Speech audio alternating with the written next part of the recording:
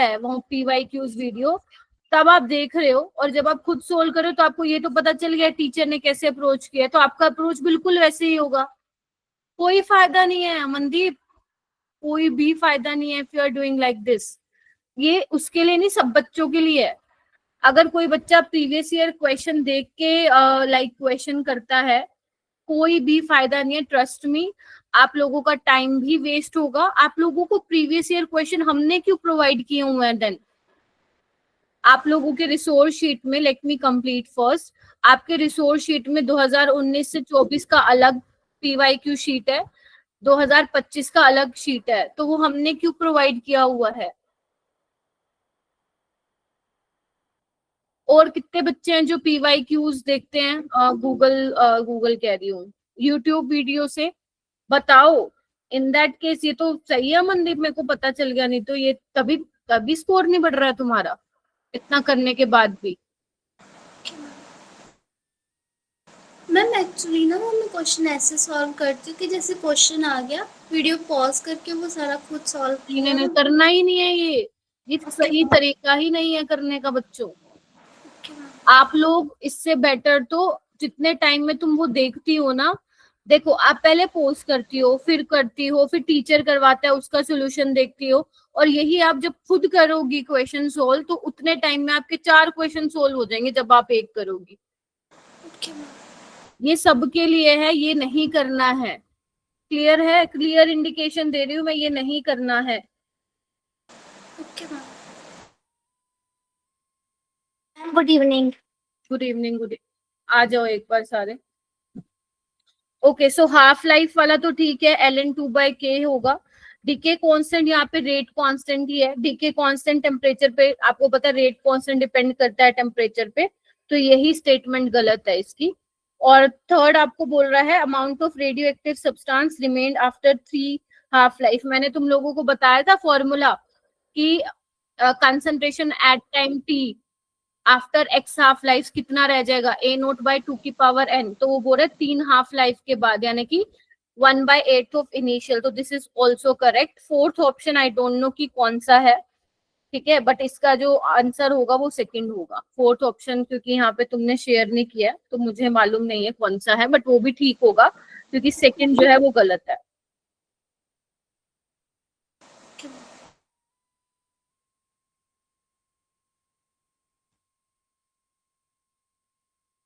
पता है, मैं तभी बोलती हूँ कि ना कई बार हमें लगता है कि हम लोग बहुत मेहनत कर रहे हैं बट रिजल्ट नहीं आ रहा है। ये होता है हमारे साथ, जब हम भी स्कूल टाइम में थे ना, हमारे साथ भी ये चीज होती थी।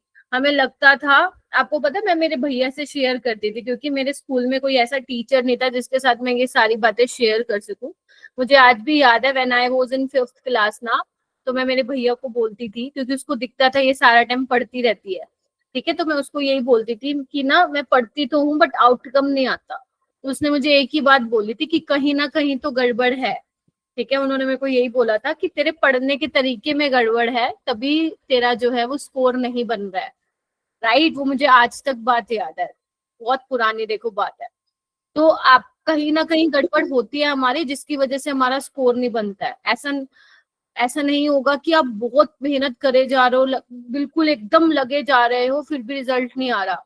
स्टार्टिंग में हो सकता है बट एक टाइम पे हमें अपनी गलती पता चल जाती है तो हो जाता है, ठीक है। तो कहीं ना कहीं होता है हमारी साइड से कुछ इशू, जिसकी वजह से जितना हम एक्सपेक्ट करते हैं खुद से उतना नहीं हो पाता है, ठीक है। तो इसीलिए जो आप करते हो ना, लाइक जो आपका करने का पढ़ने का तरीका है, वो अपने मेंटर के साथ प्लीज शेयर कीजिए, अपने टीचर्स के साथ शेयर कीजिए।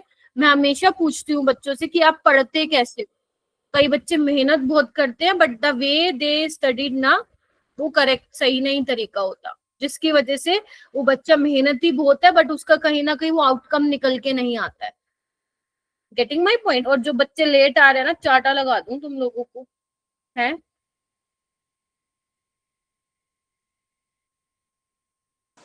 मैम अच्छा हुआ स्क्रीनशॉट की वजह से मुझे गलती पता चल गई। हाँ राइट, ये नहीं ऐसा तुम्हारे साथ नहीं, बहुत बच्चों के साथ होता है। हर साल मेरे को एक केस ऐसा मिलता ही मिलता है, लाइक ये वाली चीज होती है कि मैम हम ना प्रीवियस ईयर क्वेश्चन, क्योंकि ना पता है क्या होता है हमारे दिमाग में, ये होता है क्योंकि ना यूट्यूब एक ऐसा ऑप्शन है ना जो फटाफट करते हैं हम, कॉन्फिडेंस आता है तुम लोगों को कि चलो यूट्यूब से देख लेते हैं, PYQ चल रहे, मैं खुद ट्राई करके देखूंगी और उसके बाद सोल्यूशन तो टीचर करा ही रहा है। बट वो एक्चुअली में एक गलत हैबिट क्रिएट कर रहे हैं हम लोग। ऑलराइट, कोई भी बच्चा, बेशक तुम CBSE के देख लिया करो क्वेश्चंस कैसे आते हैं बोर्ड्स में, बट जेई के लिए कभी भी मत देखा करो। पहली बात है, वो हमेशा वो वाले क्वेश्चंस कराते हैं जो इजी होते हैं, ये हमेशा ध्यान रखना। आई नो सबको बोल रही हूँ, जनरली टीचर जो यूट्यूब पे सेशन लेता है एक्चुअली में वो जो अपना बेस्ट होता है वो अपने पेड कोर्स में दे रहा होता है, तो मानो चाहे ना मानो, वो यूट्यूब पे सिर्फ ऑडियंस अट्रैक्ट करने के लिए आ रहा है टीचर, राइट, और वो वही क्वेश्चंस ला रहा है जो आसान है, इजी टू अंडरस्टैंड है, क्योंकि वो बच्चे से बनेंगे, और वो बनेंगे तो कॉन्फिडेंस आएगा, ऑडियंस अट्रैक्ट होगी उनके टूवर्ड्स, राइट। सो ये चीजों का थोड़ा ध्यान रखो, ठीक है। चलो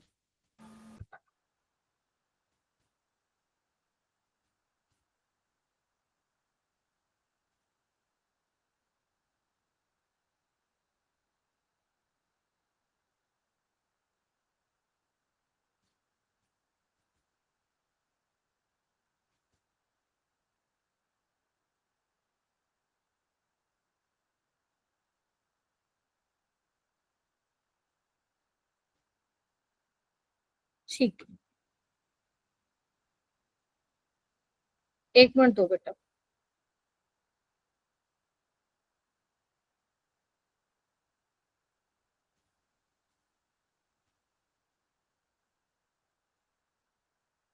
ठीक है, अमनदीप ये मैं तुम्हें अलग से बताऊंगी, लाइक डीके कांस्टेंट का, इसमें थोड़ा सा ना उन्होंने कुछ डाला हुआ है, लाइक अलग सी चीज डाली हुई है, मैं वो तुम्हें बताऊंगी अलग से, ठीक है, ग्रुप में आफ्टर द क्लास, थोड़ा वेट कर लेना, ठीक है।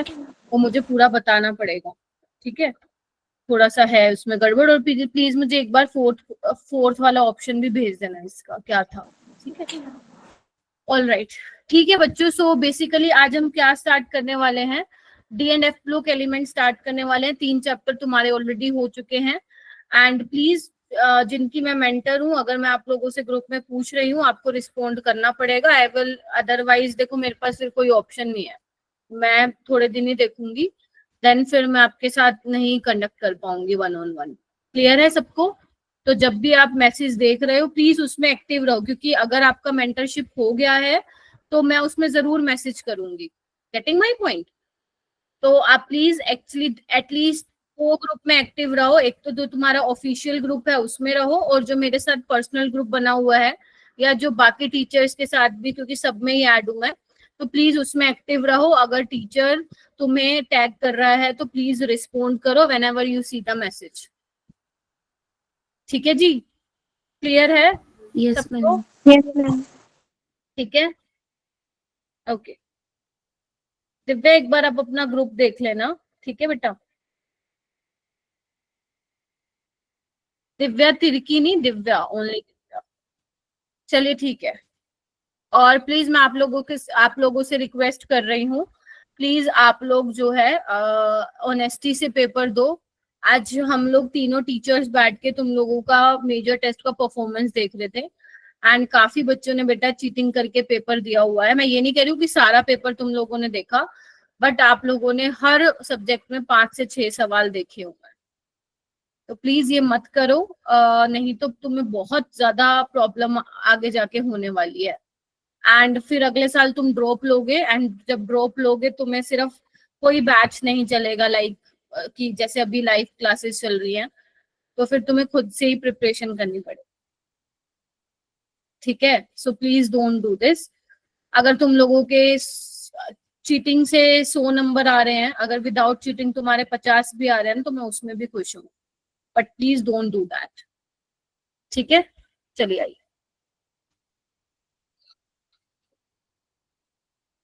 ठीक है बच्चों, so D and F block elements आज हमें पढ़ने वाले हैं। आज मैं क्या क्या कराने वाली हूँ, सबसे पहले तो स्टार्टिंग इंट्रोडक्शन से ही करेंगे, ठीक है। डी ब्लॉक एलिमेंट्स होते क्या है ना, ट्रांजिशन एलिमेंट्स क्या होते हैं, इलेक्ट्रॉनिक कॉन्फ़िगरेशंस क्या होती हैं, और आप कब बोल सकते हो कि ये पर्टिकुलर एलिमेंट ट्रांजिशन एलिमेंट है। साथ ही साथ हम लोग कुछ जनरल प्रॉपर्टीज भी डिस्कस करेंगे ट्रांजिशन एलिमेंट की, जो जनरली हम करते भी आ रहे हैं, है ना। पी ब्लॉक में हमने पढ़ा था ना, एटॉमिक रेडियाई, आयनाइजेशन एनर्जी, है ना। तो यहाँ पे भी ये सब चीजें हम पढ़ेंगे। बट ये थोड़ा, आवाज आ रही है सबको? Yes, ma'am. बट ये थोड़ा जो चैप्टर है ना, ये चैप्टर इज डिफरेंट, ये चैप्टर थोड़ा डिफरेंट है, क्योंकि यहाँ पे पहली बात है, मैं बता देती हूँ, आपको 2 क्वेश्चन मिलेंगे आपकी शिफ्ट में, ठीक है। तो 8 नंबर का ये चैप्टर है, और ये चैप्टर इजी टू अंडरस्टैंड है। आप पूछते हो ना मैम इजी चैप्टर कौन सा है, तो इजी टू अंडरस्टैंड है, बट इसमें कुछ चीजें आपको याद करनी पड़ेगी, कुछ नहीं शायद बहुत ज्यादा चीजें आप लोगों को इसमें याद करनी पड़ेंगी। जिसने ये, उसको मैं याद करने का तरीका भी बताऊंगी जितना मेरे से हो सकेगा। जिसने ये चीज कर ली उसके लिए चैप्टर इजी है, जिसने ये चीज नहीं की उसके लिए चैप्टर ये डिफिकल्ट रहेगा, ठीक है। आपको इसके लिए कोई अलग से बुक रेफर करने की जरूरत नहीं है, आपको सिर्फ इसके लिए अपनी एनसीईआरटी पढ़नी है, मेरे नोट्स पढ़ने हैं, और बस प्रीवियस ईयर क्वेश्चन लगाने हैं लास्ट 4 साल के, दैट्स इट, खत्म। बस अगर आपने इतना कर लिया तो आपके 8 नंबर पक्का, आई प्रॉमिस यू। क्लियर है सबको? Yes ma'am. ठीक है। और इसकी डीपीपी आज से ही मिलनी जो है शुरू हो जाएगी।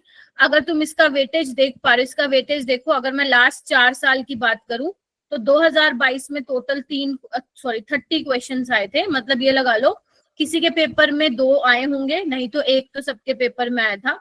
2024 में 35 क्वेश्चन, मतलब लगभग सभी शिफ्टों में बच्चों को 2 क्वेश्चन देखने को मिले। लेकिन 2025 में इसका थोड़ा वेटेज कम हो गया, मतलब 19 क्वेश्चन आए। तो हम कुछ कह नहीं सकते, हमें ये तो पता है 1 सवाल तो जरूर आएगा, लेकिन 2 आने के ज्यादा चांसेस है। Is that clear? Yes, ma'am. 2 आने के चांस ज्यादा है, तो तुम्हें तुम्हारी शिफ्ट में 2 सवाल मिल सकते हैं यहाँ से, ठीक है। तो इसमें जैसे जैसे देखो, अगर तुम एनसीईआरटी की लैंग्वेज पढ़ोगे तो आपको बहुत डिफिकल्ट लगेगी एनसीईआरटी की लैंग्वेज। तो सारे बच्चे एनसीईआरटी तब पढ़ेंगे जब आप लोगों को ये चैप्टर मैं बोलूंगी पढ़ने के लिए एनसीईआरटी से, क्योंकि मैं चैप्टर के एंड में तुम्हें एनसीईआरटी की हाइलाइट्स करके दूंगी, आपको उसी तरीके से पढ़ना है। तब तक आप मेरे क्लास नोट्स को बार बार रिवाइज करो। इफ यू वांट तो आप क्लास के बाद जितना मैंने पढ़ा दिया वो एनसीईआरटी से जरूर पढ़ सकते हो। क्लियर है सबको?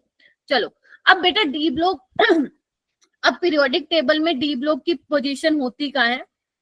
तो आपको पता है ये हमारे एस ब्लॉक है, ग्रुप 1 और ग्रुप 2, और 13 to 18 मेरे क्या है मेरा बेटा? पी ब्लॉक एलिमेंट्स है, ठीक है। और इन दोनों के बीच में क्या होते हैं? D block element, group number 3 से लेकर 12 तक, ठीक है। ग्रुप नंबर 3 से लेकर 12 तक हमारे क्या होते हैं मेरा बेटा? डी ब्लॉक एलिमेंट्स होते हैं, ठीक है।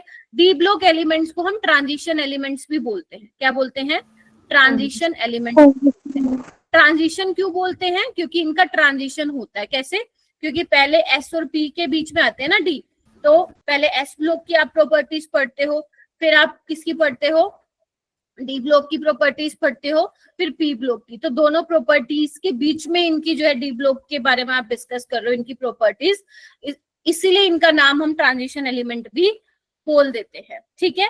लेकिन असली डेफिनेशन क्या होगा कि कोई भी एलिमेंट को देख के आप ट्रांजिशन एलिमेंट कब कहोगे, वो मैं आगे चल के आप लोगों को बताऊं। क्लियर है? और मैं फिर बोल रही हूँ, डी ब्लॉक एलिमेंट्स में बहुत सारी एक्सेप्शंस हैं जो आप लोगों को ध्यान में रखना पड़ेगा, और आज की क्लास से ही वो एक्सेप्शन स्टार्ट भी हो जाएंगी, ठीक है। पहले मैं इनके नाम याद कराऊंगी, उसके बाद देखो मेरा बेटा इसी चैप्टर में हमें एफ ब्लॉक एलिमेंट्स भी पढ़ने हैं। अगर तुम ध्यान से देखो तो 57 के बाद, जो 57 आपका लेंथनम है, उसके बाद डायरेक्ट 72 आ रहा है। सारे बच्चे देख रहे हो? सोना नहीं है। 57 के बाद 72 आ रहा है, 89 के बीच में 104 आ रहा है। तो मतलब 58 to 71 और 90 to 103, 14 एलिमेंट्स जो है वो गायब है। वो 14 एलिमेंट जो गायब है वो यहाँ पे नीचे अलग से लिखे हुए हैं, इन्हीं को ही हम क्या बोलते हैं? एफ ब्लॉक एलिमेंट्स बोलते हैं। एफ ब्लॉक एलिमेंट्स बोलते हैं। लेंथेनॉइड्स और एक्टिनॉइड्स के नाम से हम इनको जानते हैं, जो कि आगे आने वाली क्लासेस में मैं पढ़ाऊंगी। और ध्यान रखना मेरा बेटा, जो आपका लेंथेनम और जो एक्टिनियम है ना, ये आपके एफ ब्लॉक एलिमेंट्स नहीं है, ये आपके ट्रांजिशन, या मैं बोल देती हूँ डी ब्लॉक एलिमेंट्स है। क्या है?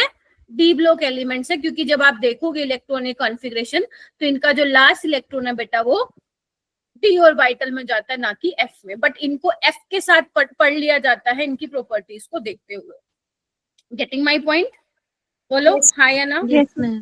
Yes, ma'am. ध्यान रखना, मैम कोई भी अगर आपसे Yes, ma'am. पूछेगा क्या लेंथेनम और एक्टिनियम डी ब्लॉक एलिमेंट है, तो answer is yes. F block element नहीं है, डी ब्लॉक एलिमेंट है, बट उनको हम एफ ब्लॉक के साथ पढ़ लेते हैं उनकी प्रॉपर्टी सिमिलर होने के कारण, ठीक है, लेकिन वो नहीं आते हैं एफ ब्लॉक एलिमेंट। क्लियर है मेरा बेटा? चलिए ओके। तो अब हम क्या करेंगे, पहली बात तो है इनके नाम याद करेंगे मेरा बेटा। इनके नाम कैसे याद करेंगे, इधर देखो अभी बताती हूँ। तो आपको जो डी ब्लॉक एलिमेंट्स में जो आपकी सीरीज है बेटा, कितनी सीरीज है? 4 सीरीज है। कौन कौन सी? एक तो 3D सीरीज है स्कैंडियम से लेकर जिंक तक, ठीक है, 21 से लेकर 30 तक। और ये 21 से 30 तो सबको याद होने ही चाहिए। 21 से 30 आपको सबको याद होने ही चाहिए, सिंबल भी और नाम भी, क्योंकि अगर ये याद नहीं है ना तो आप डी ब्लॉक एलिमेंट्स पढ़ पाओगे और ना ही आप कोऑर्डिनेशन कंपाउंड्स कर पाओगे। तो जैसे मर्जी आपको लर्न, मैं करवाऊंगी वैसे लर्न, लेकिन आप लोगों को इसके बिना क्लास में नहीं आना है।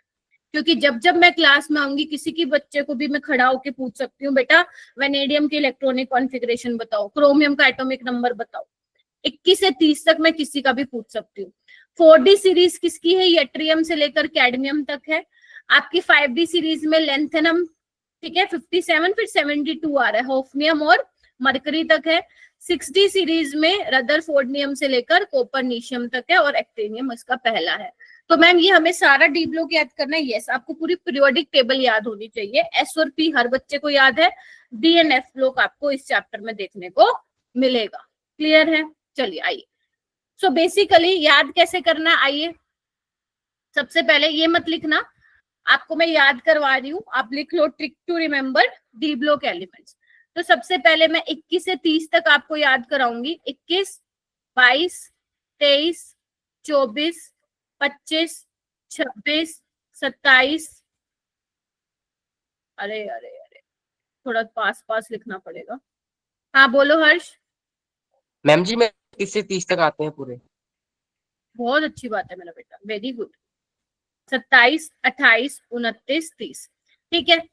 तो आपको याद कैसे करना है ये, आइए मेरा बेटा। स्कैंडियम लिखो लिखो, स्कैंडियम तेरी विदाई करके, स्कैंडियम तेरी विदाई करके, पहले लिख लो मैं फ्री हो गया। मतलब स्कैंडियम के पापा कह रहे हैं कि स्कैंडियम तेरी विदाई करके, शादी के बाद विदाई करके मैं फ्री हो गया। उसके बाद मैंने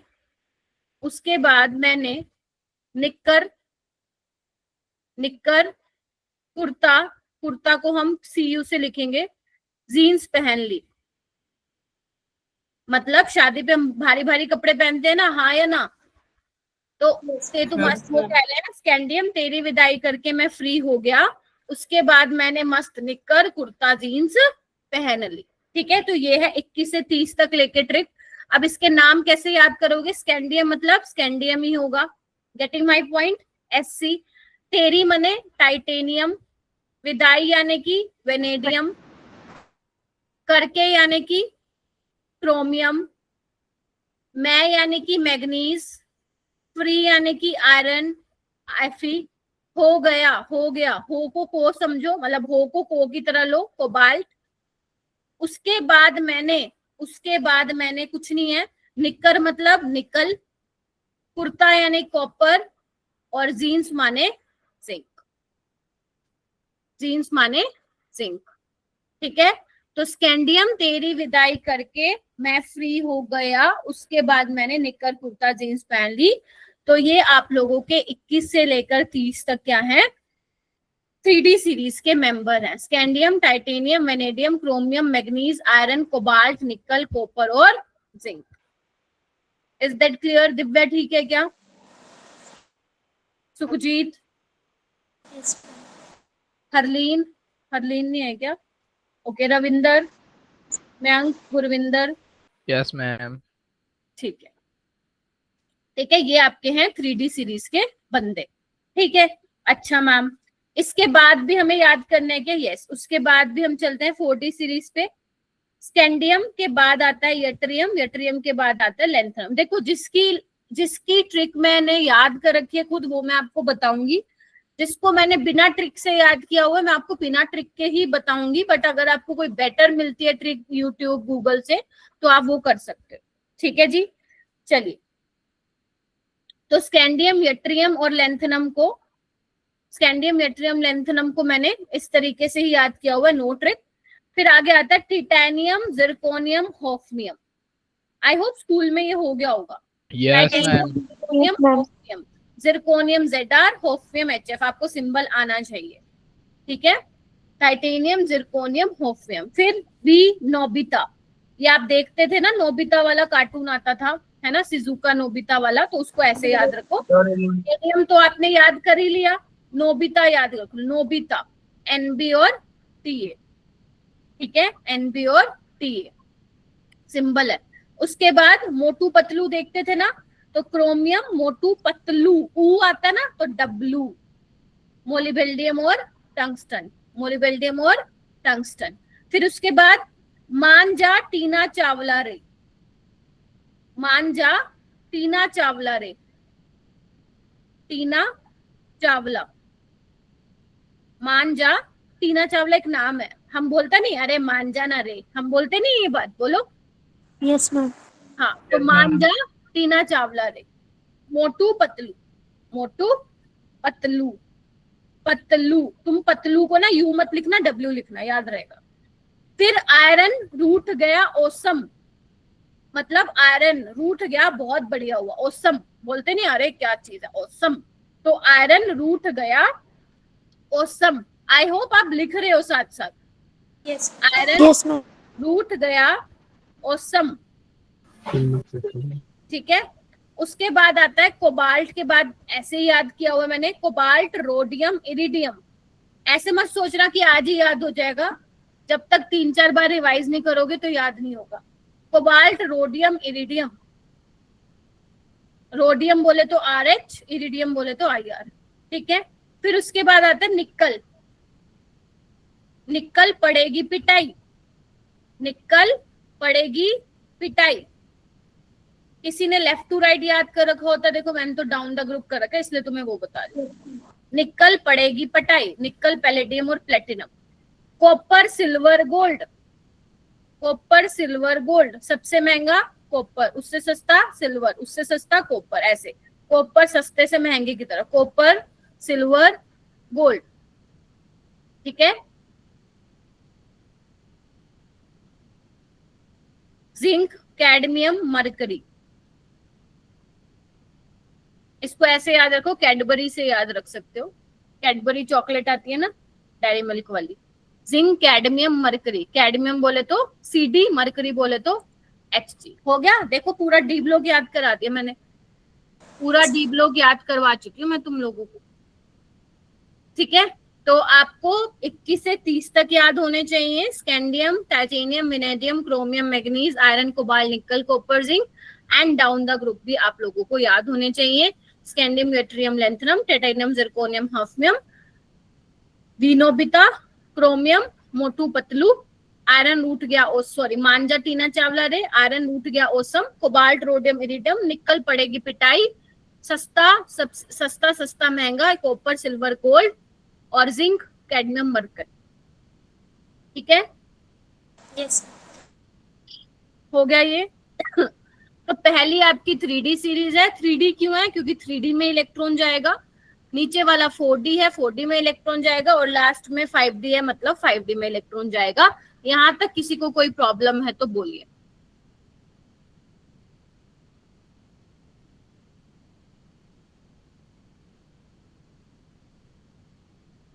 है किसी को कोई प्रॉब्लम? नाम लू क्या? सुखजीत, आकाश, महकदीप, अंचल, सौम्या, संध्या, प्रतीक, हरमनजोत, मंजो, मुमताज, नवजोत, दीप्ति, भवनीत। ठीक है, ऑल राइट, चलिए आइए, हो जाएगा याद? हाँ मैम बिल्कुल होगा, याद क्यों नहीं होगा हमें। चलिए आइए। ओके, यहाँ पे एक बात लिखी हुई है मेरा बेटा, इलेक्ट्रॉनिक कॉन्फ़िगरेशन। इलेक्ट्रॉनिक कॉन्फ़िगरेशन, तो आपको इलेक्ट्रॉनिक कॉन्फ़िगरेशन किसकी मालूम होनी चाहिए? जो ये 21 से 30 तक एलिमेंट है ना मेरा बेटा, इनकी इलेक्ट्रॉनिक कॉन्फ़िगरेशन मालूम होना बहुत जरूरी है, और बाकी मैं ट्रिक से भी आप लोगों को सिखाऊंगी जो जो एक्सेप्शन है। तो बेटा जो इनकी इलेक्ट्रॉनिक कॉन्फ़िगरेशन होती है वो होती है n-1 T1 to 10 ns0 to 2।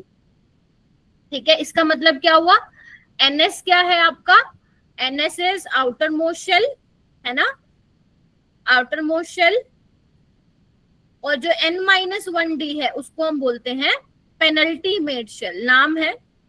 जैसे हम शेल को डिफरेंशिएट करें, outermost shell, penultimate, F वाला भी आ जाएगा तो हम उसको एंटी पेनल्टीमेट बोल देंगे, पेनल्टीमेट शेल। ये आपके लिए नई चीजें हैं, प्लीज इसको अपनी नोटबुक में लिखो, ठीक है। 6 दिन का ही चैप्टर है, ज्यादा दिन का नहीं है।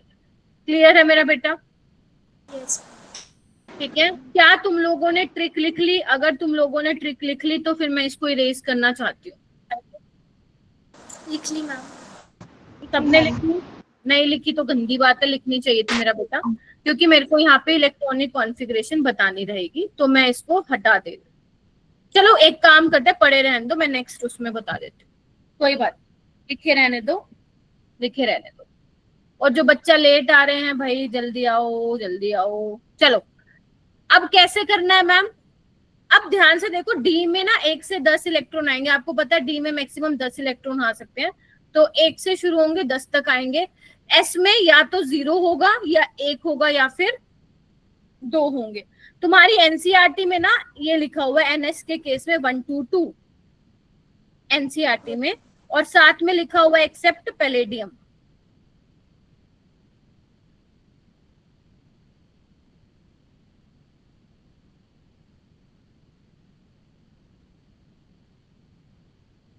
ठीक है, एनसीईआरटी में ये लिखा हुआ है। मतलब पैलेडियम में क्योंकि मेरा बेटा एस में 0 इलेक्ट्रॉन होते हैं, अभी मैं दिखाऊंगी, तो उन्होंने ये कॉन्फ़िगरेशन लिख के क्या लिख दिया, एक्सेप्ट पैलेडियम। तो आपको पेपर में ये वाली कॉन्फ़िगरेशन भी मिल सकती है जनरल डी ब्लॉक एलिमेंट्स की।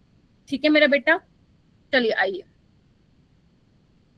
अब देखते हैं कैसे करना है। देखो स्कैंडियम का होता है 21 एटॉमिक नंबर, ऑलराइट। तो क्या होगा, एक मैं लिख के बता देती हूँ, 1s2 2s2 2p6 3s2 3p6, बोलो। उसके बाद 4s में कितने आएंगे, 2 3d1। ठीक है, क्योंकि पहले 4s वाला भरेगा फिर 3d वाला भरेगा अकॉर्डिंग टू n+l रूल। तो अगर तुम ध्यान से देखो 21 होता है ना, तो ये तो 18 क्या है, 18 तो किसका होता है मैम, आर्गन का होता है। Getting my point? तो आर्गन 4s2 3d1। टाइटेनियम का क्या होगा, आर्गन तो रहेगा ही रहेगा, तो मैं उसको नहीं लिख रही हूँ मेरा बेटा, आर्गन तो रहेगा ही रहेगा, और क्या रहेगा 4s2 3d2 हो गया। फिर उसके बाद आता है वेनेडियम 4s2 3d3। फिर इसके बाद आता है क्रोमियम 4s2 3d4। ये गलत है, क्योंकि हम लोग एटॉमिक स्ट्रक्चर में पढ़ के आते हैं ये 4s1 3d5 होता है। क्लियर है मेरा बेटा? फिर उसके बाद मैग्नीज में 4s2 3d5, क्योंकि 3d5 वाला हाफ फील्ड है, इसलिए एक इलेक्ट्रॉन का क्या हो जाता है, एक्साइटेशन हो जाता है 3d में, क्योंकि एनर्जी डिफरेंस कम होता है 4s 3d में, तो एक्साइट वो कर जाता है। उसके बाद आयरन में 4s2 3d6।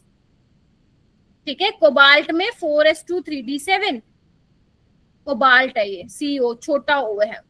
निकल में 4s2 3d8। कॉपर में 4s2 3d9 नहीं, 4s1 3d10, because 3d10 is more stable then 3d9। उसके बाद जिंक में क्या होता है, 4s2 3d10। Is that clear? Yes ma'am. तो आप लोगों को ये याद रख, मतलब ये तो बहुत जरूरी है, क्योंकि इसके बिना बेटा क्वेश्चन नहीं हो पाएंगे। तो मैं तो कहती हूँ अभी ही याद कर लो, फायदे में रहोगे। ठीक है, अच्छा अब हम ये देख लेते हैं मेरा बेटा, कहाँ कहाँ एक्सेप्शन हमें देखने को मिल रही हैं। आ जाओ, एक तो हमें देखने को मिल रही है, एक मिनट, ठीक है, एक तो हमें क्रोमियम में देखने को मिल रही है। देखो मैं इससे हाईलाइट कर रही हूँ, आप मत हाईलाइट करो, इसको मैं अलग से लिखवा दूंगी। ठीक है, आप एनसीईआरटी में कर लेना इसको हाईलाइट, एनसीईआरटी की स्निपिंग है। क्रोमियम में कॉपर में दिख रही है मेरा बेटा, है ना, क्रोमियम में, कॉपर में दिख रही है आपको, क्लियर है मेरा बेटा। और अगर कॉपर में दिख रही है तो सिल्वर कैसे पीछे रह सकता है मैम, उसमें भी दिखेगी। Getting my point. अगर क्रोमियम में दिख रही है तो मैम मोलिब्डेनम में भी दिख रही है हमें, ये देखो, ठीक है। उसके बाद रुदेनियम में भी दिख रही है, आयरन रूट गया, ओसम, रुदेनियम बोलते हैं इसको। और देखो यहाँ पे भी एस में 1 है, ये भी हमारे पास एक्सेप्शन हो गई। Niobium, NB, we Nobita, NB is niobium, यहाँ पे भी देखो एक्सेप्शन है। देखो वेनेडियम में क्या था, 3d3,4s2, कायदे से यहाँ कितना होना चाहिए था, क्या होना चाहिए था, 4d3,5s2, बट यहाँ पे ये है, ठीक है। रट्टा नहीं मारना इनका, सिर्फ ये देखना है एक्सेप्शन किसमें है। आपसे इनकी इलेक्ट्रॉनिक कॉन्फ़िगरेशन नहीं लिखवा के देखेगा वो, ठीक है जी। अच्छा, उसके बाद पैलेडियम भी देखो एक्सेप्शन है, क्योंकि इसमें देखो ना 4d में 10 है, s में एक भी इलेक्ट्रॉन नहीं है। बोलो क्या कहते हो? यस Yes, ठीक है, ma'am. यानी कि ये कौन कौन सी एक्सेप्शंस हो गई मेरा बेटा, क्योंकि हमारे हिसाब से s में 2 इलेक्ट्रॉन आने वाले हैं, लेकिन यहाँ पे आपको क्या दिख रहा है, एक एक इलेक्ट्रॉन आया हुआ है, और पैलेडियम में तो s में एक भी इलेक्ट्रॉन नहीं है। That is why the general electronic configuration of d block element is n-1 d1 to 10। मतलब d में तो 1 से 10 तक भरेंगे, लेकिन ns में या तो ऐसा हो सकता हो भी ना, पैलेडियम इज एन एग्जाम्पल, हो सकता है कि एक ही इलेक्ट्रॉन हो, ये सभी तुम्हें दिख रहे हैं एग्जाम्पल, और नहीं तो 2 होंगे। इज दैट क्लियर सभी को? Yes Yes, ma'am. पक्का? Yes ma'am. चलिए, ऑल राइट। इसके अलावा भी कोई और एक्सेप्शन है, लेट्स सी।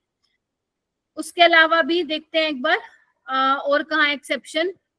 देखो ये रहा, पैलेटियम प्लेटिनम में है ना, गोल्ड में है, देखो जी गोल्ड में है, ठीक है। इसमें भी होता है, आरजी में भी होता है, रुटेंजियम में भी होता है। इसमें क्या होता है मेरा बेटा, 60-10-7s1 होता है। हालांकि यहाँ पे लिखा नहीं हुआ, बिकॉज इनकी इलेक्ट्रॉनिक कॉन्फ़िगरेशन इतनी इंपॉर्टेंट नहीं होती है, ठीक है, इसलिए यहाँ पे लिखा नहीं हुआ है। ठीक है, तो कितनी हो गई, 3, 4, 5, 6, 7, 8, 9, 10, 11, देख रहे हो? मैम आरजी की क्यों एक्सेप्शन है? क्या मैम आरजी की एक्सेप्शन क्यों है?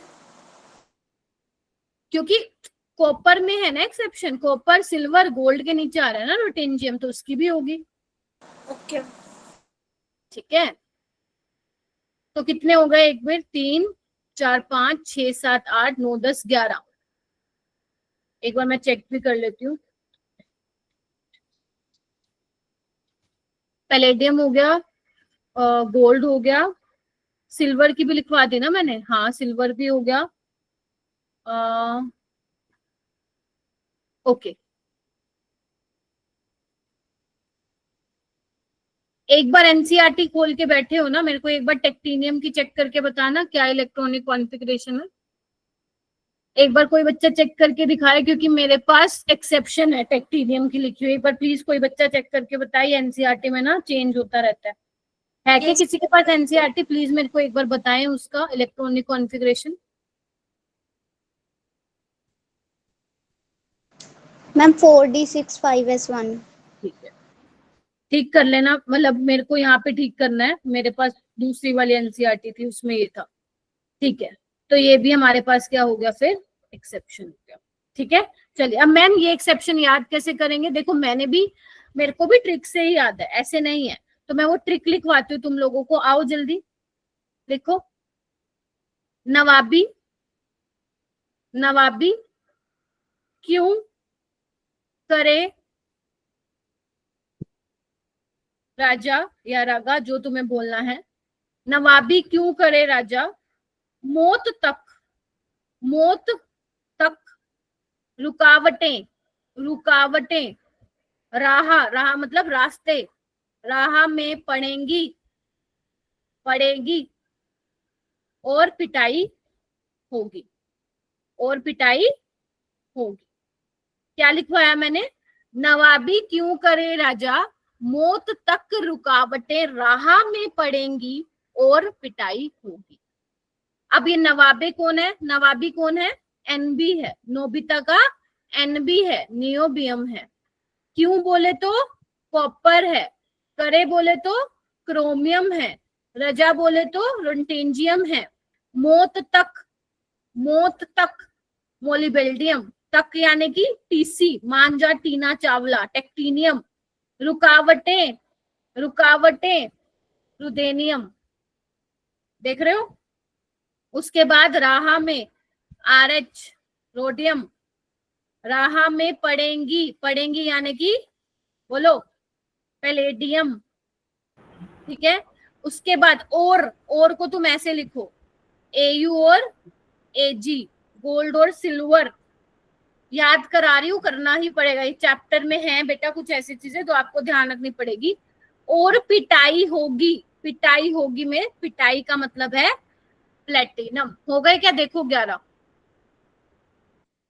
12 हो गए टोटल, राइट। यस नवाबी क्यों करे रजा, मौत तक रुकावटें राह में पड़ेंगे और पिटाई होगी। तो अब ये आज आप याद करोगे चीजों को 5 बार, सिर्फ 5 बार रिवाइज कर लेना, तुम्हें नाम भी याद हो जाएंगे, तुम्हें सिंबल भी याद हो जाएंगे। पहले सिंबल को याद करना, नाम तो हो जाएंगे याद, क्योंकि अगर सिंबल याद नहीं हुए और तुम्हारे सामने सवाल आ गया तो तुम लोग नहीं पहचान पाओ, ठीक है। तो एक बार मैं फटाफट सबके नाम बता देती हूँ, आओ इधर जल्दी आओ। Scandium, titanium, vanadium, chromium, manganese, iron, cobalt, nickel, copper, zinc, yttrium, zirconium, niobium, चलो ऐसे सिखाया ना मैंने, ऐसे सिखाती हूँ। यट्रियम, लेंथनम, ठीक है, जिरकोनियम, नियोबियम, मोलिबेल, अरे नीचे की तरफ बता रही थी ना मैं, zirconium, hafnium, niobium, tantalum, molybdenum, tungsten, technetium, rhenium, ruthenium, osmium, rhodium, iridium, palladium, platinum, silver, gold, cadmium, mercury. ये नीचे वाले याद नहीं रहेंगे तो इट्स ओके, कोई दिक्कत नहीं है, ठीक है जी। ओके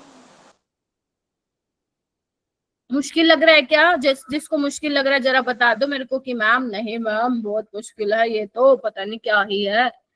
ऐसे मत बोलना, कुछ नहीं है इसमें मुश्किल। हाँ बोलो बोलो। नहीं है, नहीं है जी।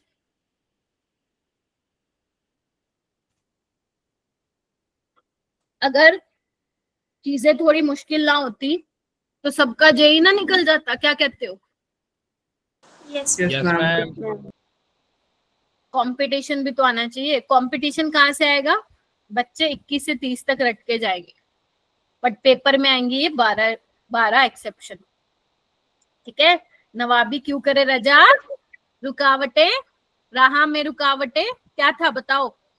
नवाबी क्यों करे राजा, बोलो। मौत रुकावटें राह में पड़ेंगी और पिटाई। सही बात है, जिंदगी की सच्चाई है ना ये तो। चलो संघर्ष तो करना पड़ेगा ना। चलिए उसके बाद हेडिंग डालिए ट्रांजिशन एलिमेंट होता क्या। एक तो ट्रांजिशन एलिमेंट मैंने बोला ट्रांजिशन हो रहा है, ठीक है, बिकॉज एस और पी ब्लॉक के बीच में ही क्या आ रहा है, डी ब्लॉक एलिमेंट्स आ रहे हैं, ठीक है। तो अब ये ट्रांजिशन एलिमेंट होता क्या है देखो। Transition metals are defined as a metals, transition element आपके मेटल्स ही होते हैं। Transition metal are defined as the metal which have incomplete d subshell either in neutral atom or in their ions. You can say or in common oxidation state. ये बच्चों को ना बहुत आसान लगती है, लेकिन जब यहाँ से क्वेश्चन आता है ना तो नहीं बन पाता। और इन कॉमन ऑक्सीडेशन स्टेट, कोई मतलब समझाएगा इसका क्या है इस लाइन का मतलब? Anyone can explain? Yes ma'am मैं समझाऊँ। बताओ। हम ट्रांजिशन मेटल्स होती हैं जिनमें इनकम्प्लीट डी सबशेल होता है इधर इन न्यूट्रल और द आयंस मींस, या तो मैम उसकी न्यूट्रल जो कॉन्फ़िगरेशन होती है उसमें डी सबशेल होगा। मैम यह जो उनकी मैम मतलब कॉमन ऑक्सीडेशन स्टेट होती है, जैसे +3 हो गया +2 हो गया, या उनमें से मैम किसी में एक में मैम इनकम्प्लीट डी सबशेल होगा।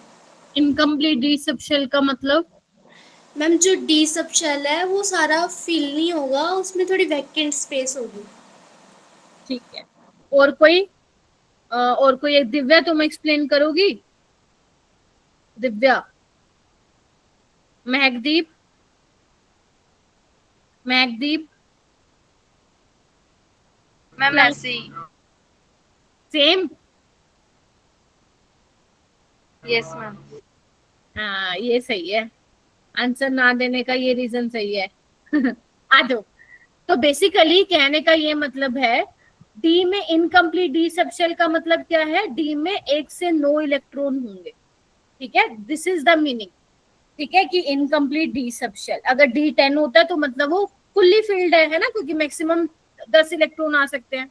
तो या तो न्यूट्रल वाले स्टेट में, न्यूट्रल मतलब जहां पे उसके ऊपर कोई बेसिकली वो जीरो ऑक्सीडेशन स्टेट में है, या तो उसमें हो, या फिर उसकी कोई common oxidation state. Common oxidation state मतलब जिसमें वो ज्यादातर उस ऑक्सीडेशन स्टेट में मिलता है। ठीक है, जैसे अगर मान लो मैं तुम्हें बोलती हूँ बेटा कॉपर, क्या कॉपर मेरा ट्रांजिशन एलिमेंट है? लेट्स सी, कॉपर होता है 29, यानी कि 4s1 3d10 होता है। तो मैम यहाँ पे तो डी में क्या है, 10 इलेक्ट्रॉन है, तो ये तो नहीं है। अब कॉपर की जो कॉमन ऑक्सीडेशन स्टेट होती है वो +1 और +2 होती है। अगर मैं +1 की बात करूं तो इलेक्ट्रॉन कहाँ से निकलेगा, सबसे पहले वाला आउटर मोस्ट शेल यानी कि 4s से, तो 3d10 बन जाएगा। मैम अभी भी क्या है, डी फुल्ली फिल्ड है, तो यहाँ पे तो नहीं होना चाहिए। लेकिन कॉपर +2 में क्या होता है मेरा बेटा, 3d9 होता है। तो अगर कॉमन ऑक्सीडेशन स्टेट में भी डी वाले में इनकम्प्लीट इलेक्ट्रॉन मतलब 1 से 9 के बीच में है, तो मतलब वो मेरा ट्रांजिशन एलिमेंट है। तो इसका मतलब कॉपर को हम ट्रांजिशन एलिमेंट बोल नहीं सकते मैम, नहीं बोल सकते हैं। Yes ma'am. ठीक है, ओके। अगर मैं बोलूं ठीक है, और बताओ, जिंक को मैं बोल सकती हूँ क्या ट्रांजिशन एलिमेंट? जिंक में होता है 4s2 3d10, और इसकी जो कॉमन ऑक्सीडेशन स्टेट होती है एक ही ऑक्सीडेशन स्टेट में मिलता है। मैम हमें कैसे पता चलेगा? ऑक्सीडेशन स्टेट नाम का टॉपिक है इस चैप्टर में, वहां तुम्हें ये सारी चीजें मालूम पड़ेंगी कि किसकी कौन सी ऑक्सीडेशन स्टेट होती है। जिंक की एक ही ऑक्सीडेशन स्टेट होती है +2, और जिसमें वो फुल्ली फिल्ड होता है। तो यानी कि जिंक हमारा ट्रांजिशन एलिमेंट नहीं कहलाता। जिंक हमारा D block element, let me complete ना, ऐसे बीच में नहीं रोका करो यार प्लीज, हैंड रेस किया करो। जिंक जो है ट्रांजिशन एलिमेंट नहीं है, लेकिन डी ब्लॉक एलिमेंट है, बिकॉज लास्ट इलेक्ट्रॉन किस में जा रहा है, डी में जा रहा है। ऐसी जिंक, कैडमियम, मरकरी, ये तीनों के तीनों ही ट्रांजिशन एलिमेंट नहीं है, लेकिन ये डी ब्लॉक के एलिमेंट्स है, इसीलिए इनको लास्ट में रखा गया है, और इनकी जो है हम लोग क्या करते हैं, पढ़ाई करते हैं। ठीक है, आया समझ में? What are the transition elements मेरा बेटा? Yes ma'am. हाँ जी, अमनदीप बताइए क्या कहना चाहते हो आप? मैम कॉपर को हम ट्रांजिशन एलिमेंट बोल सकते हैं? इतनी देर से क्या समझा रही थी मैं? मैम +1 में नहीं शो कर रहा ना मैम, वो +2 में शो कर रहा है। तो प्लस मैंने क्या बोला, और in common oxidation state, copper की +2 वाली भी ऑक्सीडेशन स्टेट है, मतलब कॉपर या तो कॉपर +1 में भी मिलता है, +2 में भी मिलता है, और किसी की भी एक ऑक्सीडेशन स्टेट में भी वो दिखा रहा है, तो यस वो ट्रांजिशन एलिमेंट होगा। ठीक है, चलिए आइए ये हेडिंग डालेंगे इंपॉर्टेंट पॉइंट्स करके फटाफट से, जल्दी जल्दी जल्दी जल्दी सारे डालेंगे, और यहाँ पे लिखेंगे जिंक, कैडमियम, मरकरी जो कि ग्रुप 12 के बंदे हैं, उनमें D10 कॉन्फ़िगरेशन होती है, चाहे हम उस लिख लो, इसको मैं बोल के समझा रही हूँ, चाहे वो ग्राउंड स्टेट में हो या फिर उनके कॉमन ऑक्सीडेशन स्टेट में हो, इसलिए इनको ट्रांजिशन एलिमेंट नहीं कहा जाता है। However, being the end member of 3D, 4D, 5D, their chemistry is studied along with the chemistry of transition metals. I hope ये clear हो गया होगा, प्लीज लिख लो। और एक और नीचे जल्दी जल्दी लिखना, फिर ये मत कहना नोट्स मैम पूरे नहीं होते, आपको थोड़ा जल्दी लिखना पड़ेगा, सजा सजा के लिखने का कोई अवार्ड नहीं मिलेगा आप लोगों को।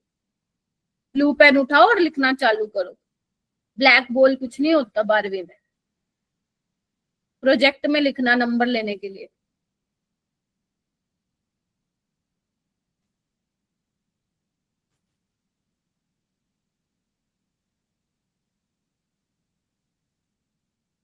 और बच्चों आप लोगों को ना पढ़ना पड़ेगा, इस बैच की हालत ज्यादा खराब है, अगर आप लोग नहीं पढ़ोगे बैच नहीं चलेगा फिर ये। ठीक है, तो थोड़ा सा प्लीज पढ़ो। अगर सच में आप आए हो, आप लोगों को इतने सिलेक्शन से गुजरे हो, पहले पंजाब में आप लोगों से बात हुई, फिर हमारे टीचर्स के साथ इंटरव्यू हुआ, उसके बाद भी अगर आप नहीं पढ़ रहे हो तो ये बहुत बड़ा मैं बोल सकती हूँ, क्या बोल सकती हूँ, दिक्कत हो जाएगी। ठीक है, दिन की एक डीपीपी बोल रखी है ना सॉल्व करने की, तो कर लो यार, वो भी तुम नहीं कर रहे हो तो क्या करोगे फिर। सीधी सी बात है, मैं तो सीधा बोलती हूँ। मैं तो तुम्हें कुछ भी नहीं कहती, जब हम थे ना तुम्हारे टाइम पे इतनी गंदी बेइज्जती करते थे टीचर्स हमारी, इतनी गंदी, यू कांट इवन इमेजिन। मैं तो बहुत प्यार से बोलती हूँ तुम लोगों को। दिन का एक डीपीपी भी नहीं कर पा रहे हो भाई तुम, एक डीपीपी। सोने से पहले अगर हम, मेरे को कोई टीचर डंडा लेके खड़ा हो जाए ना, मैं तो रात को पहले सोने से पहले वही करूंगी, देखी जाएगी सारे काम, खाना वाना खा लूंगी मैं, लेकिन मुझे पता है टीचर ने बोल रखा है एक डीपीपी तो खुशबू तेरे को भेजनी है, तो मैं भेज के ही सोऊंगी, तो मेरे टेंशन हो जाएगी दिमाग के अंदर। आप लोगों को बोलने के बाद भी नहीं करते हो यार। हमें तो इतनी मिलती भी नहीं थी, इतना तो कोई हमसे फैसिलिटी भी हमें प्रोवाइड नहीं थी उस टाइम, क्या था, कुछ भी नहीं था, यूट्यूब चलाया नहीं कभी हमने। आप लोगों को इतनी अपॉर्चुनिटीज मिल रही है, आप उसका फायदा नहीं उठा रहे हो बेटा, आप लोग सही डायरेक्शन पे नहीं जा रहे हो। बाद में रियलाइज होगा जब कॉलेज में एडमिशन लेने की बारी आएगी ना, तब जब आपके दोस्त ले रहे होंगे और आप उनको सिर्फ देख रहे होगे। ठीक है, लिख लिया क्या? अब बताओ ये पॉइंट ठीक है? ध्यान से देखो, all the transition elements are D block elements, but all the D block elements are not transition elements. बोलो। यस मैम, Yes, सही। ma'am. ठीक है, यानी कि जैसे जिंक, कैडमियम, मरकरी है, वो डी ब्लॉक है लेकिन ट्रांजिशन नहीं है, बट जितने भी ट्रांजिशन है वो डी ब्लॉक एलिमेंट्स होंगे। तो आई होप ये हो गया। बोलो। चलो, यस अब जितना भी मैंने तुम्हें पढ़ाया है उससे रिलेटेड क्वेश्चंस करेंगे। सबसे पहला क्वेश्चन तुम्हें तुम्हारी स्क्रीन पे दिख रहा है कि ट्रांजिशन एलिमेंट की जनरल इलेक्ट्रॉनिक कॉन्फ़िगरेशन बतानी है। फटाफट से अपने हैंड रेज करो, फटाफट से हैंड रेज करो, कोई भी बच्चा चैट में नहीं बताएगा। Very good. अमनदीप, सौम्या, गुरविंदर, नवजोत, आकाश, दिव्या, रविंदर, अंशिका, महकदीप, शाबाश, सुहानी, सुखजीत, वेरी गुड, क्या बात है। अंशिका आप बताइए। Ma'am C option. C option. Mehakdeep सही है। Yes, ma'am. C option. Manpreet, ma'am कौन सा option? C. Very good, C ठीक है ना। n-1 d1 to 10 और ns1 to 2। ठीक है, चलिए ये मत कर देना, गड़बड़ हो जाएगी। ठीक है, Yes, ma'am. All right. चलिए आइए, ये वाला question. The total number of electrons in n-1 d orbital in each palladium, silver और कैडमियम। पैलेडियम, सिल्वर और कैडमियम में कितने इलेक्ट्रॉन होते हैं डी वाले में? जल्दी जल्दी फटाफट से हैंड रेज कीजिए।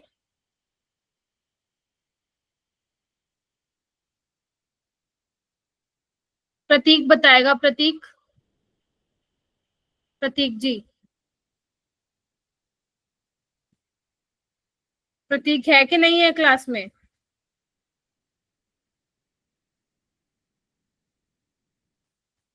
संध्या, आंचल,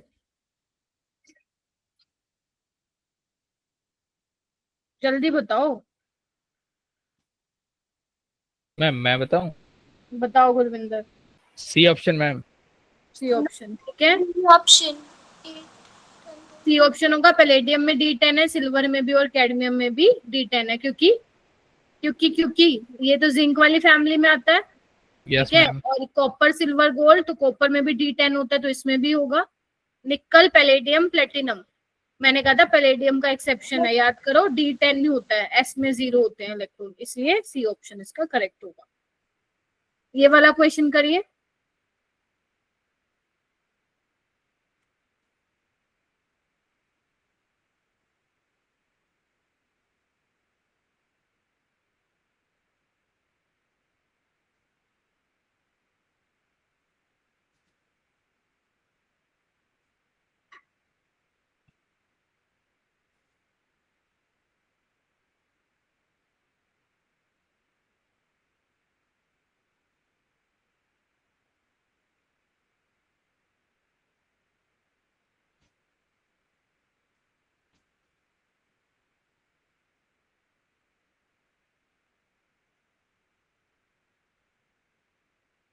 Everyone, please raise your hand if you know the answer.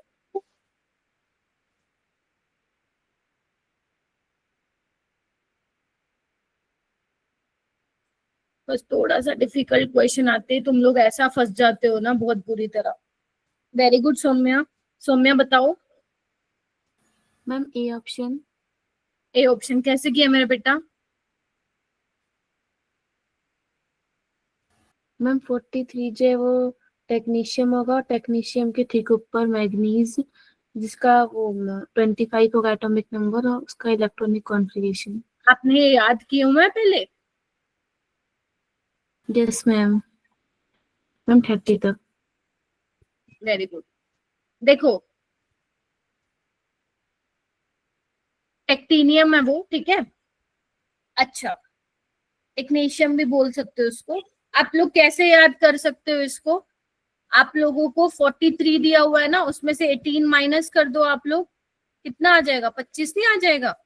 Yes ma'am. और करना है तो क्रॉस चेक कर लो ना, किसने मना किया है? मान जा टीना चावला रे. 25, 43, ठीक है. 18 ऐड करना है ना तुम्हें इसमें, तो कर दो ना फिर. तो आपसे पूछा है 43 से ऊपर वाला एलिमेंट. पेपर में आप लोग मत एक्सपेक्ट करो कि आसान ही आएंगे सवाल, इस टाइप से भी क्वेश्चन आ सकते हैं. तो मैग्नीज का क्या होता है? 3d5 4sc2 होता है लास्ट में.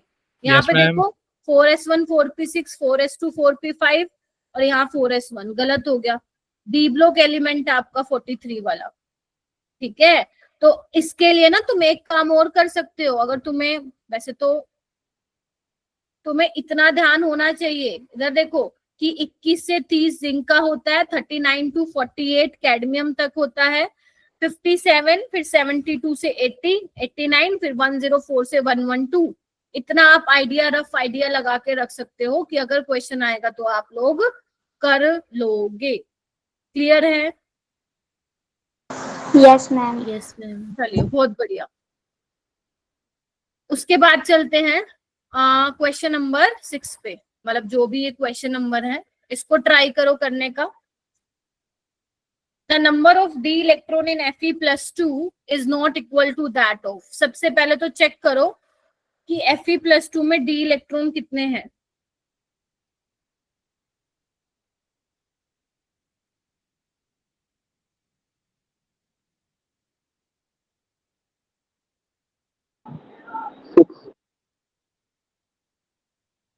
प्रतीक कह रहा है 6, ठीक है. क्योंकि आयरन का होता है 26. 26 मतलब आर्गन 18, 4s2 3d6. तो अगर मैं +2 की बात करूं तो मतलब 2 इलेक्ट्रॉन निकलेंगे यहाँ से. तो आर्गन 18 3d6. तो अब आप चेक करो ये किसके बराबर नहीं होगा. नियोन में p इलेक्ट्रॉन कितने होते हैं? 1s2 2s2 2p6. तो मैम यहाँ पे तो 6 ही है, तो ये तो बराबर हो गए ना, तो ये नहीं हो सकता आंसर. मैग्नीशियम में s electron 1s2 2s2 2p6 3s2. तो कितने s इलेक्ट्रॉन? 6. ये भी नहीं हो सकते. डी इलेक्ट्रॉन इन आयरन 6. ये भी नहीं होगा.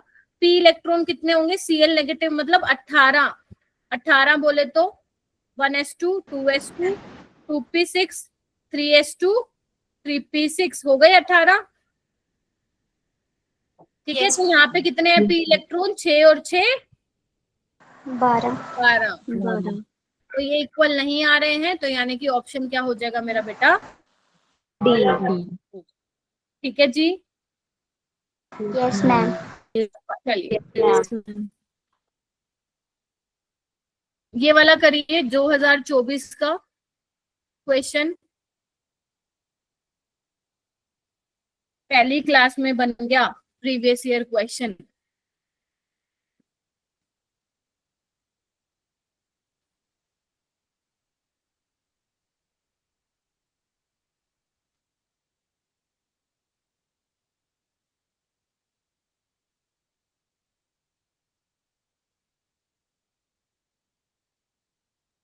किस केस में D10 इलेक्ट्रॉनिक कॉन्फ़िगरेशन होगी?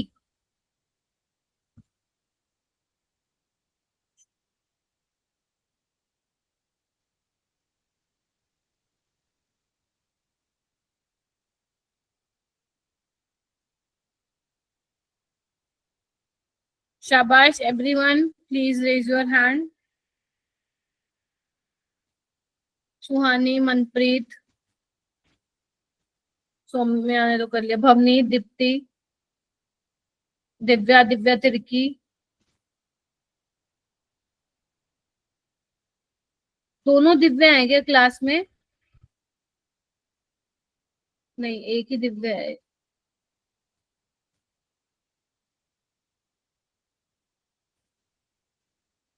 दिव्या, आप कौन सी वाली दिव्या हो, आप बताओगे मेरे को?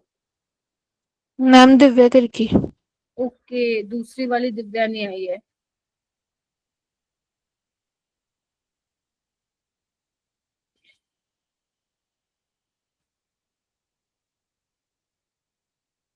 बताओ क्या होना चाहिए answer? B option ma'am. Copper, zinc, cadmium. Very good. Ravinder आ गया बेटा? ए कैसे आ रहा है रविंदर?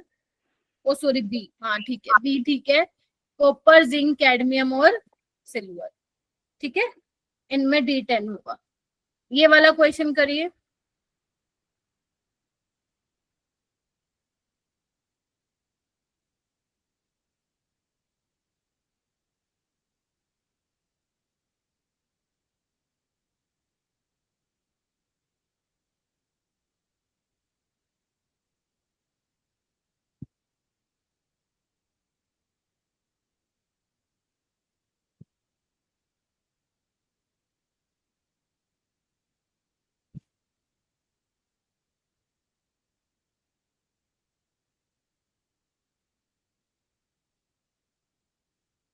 आपको इलेक्ट्रॉनिक कॉन्फ़िगरेशन लिखनी है इन सब की।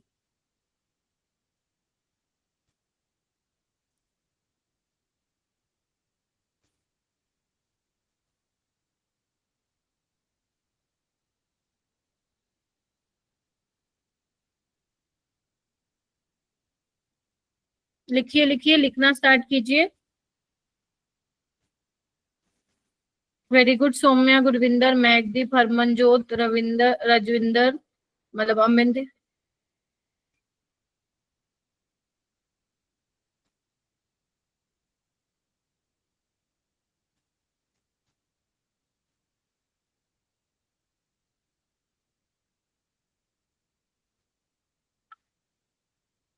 एक मिनट रुको बेटा, 1 मिनट में आई, 1 मिनट रुको।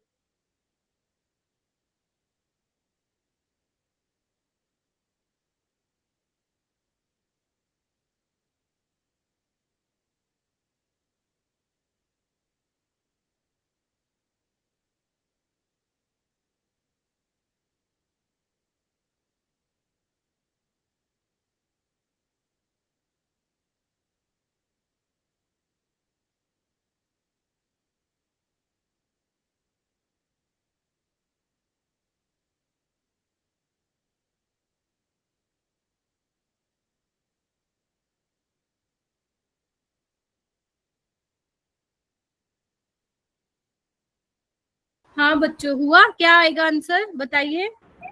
सी option. B option. B option ma'am. B. B होगा। ठीक है, तो ए का थर्ड है, तो ए का थर्ड है क्रोमियम में क्या होती है? Argon 18 3t5 4s1। All right, ठीक है। तो 2 में क्या होगा? क्रोमियम प्लस 2 में क्या होगा? बस कर दो फिर। एक तो यहाँ से चला जाएगा, एक यहाँ से चला जाएगा।